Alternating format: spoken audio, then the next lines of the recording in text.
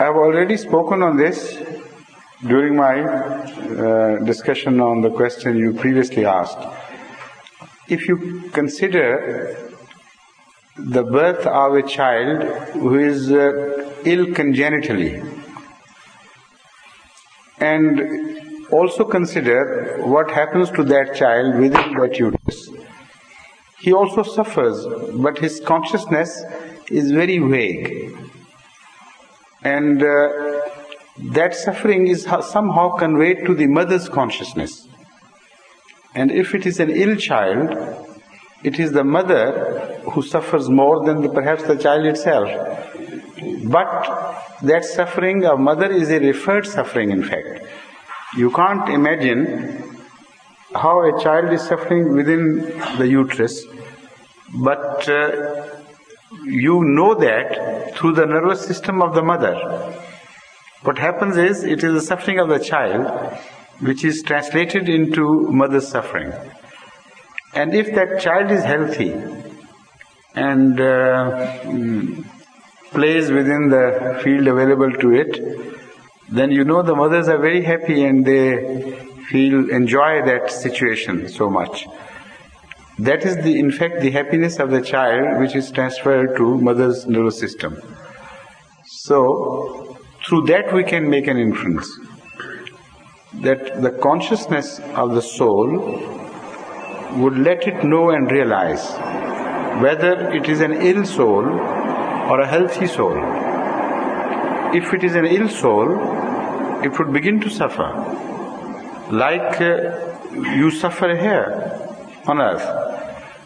Now, although the similarities between the uterus, the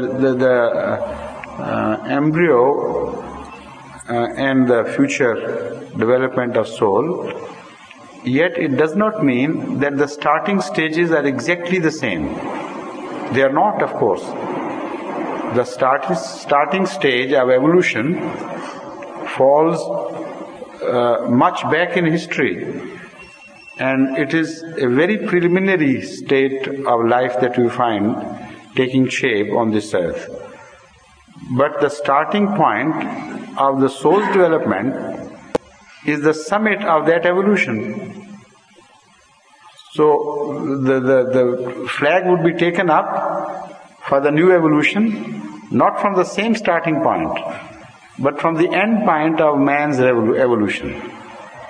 So the consciousness which will be found at the inception of this phenomena would be much more clearer as compared to the consciousness of the child in uterus.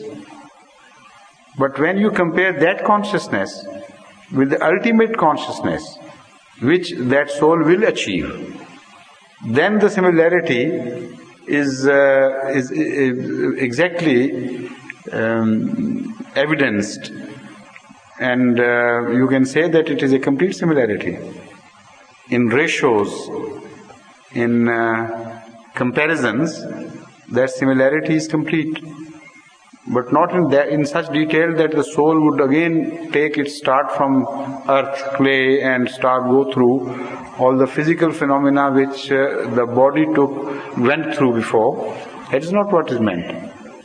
The stages, the similarity of development, the similarity of the beginning being so far apart from the end product, and similarity of the dissimilarity between the beginning and the end product. That is also a similarity of dissimilarity. How dissimilar the child is when he is given birth to the first second when it takes shape in the ovum. There is no similarity. So that dissimilarity will be repeated in the development of soul.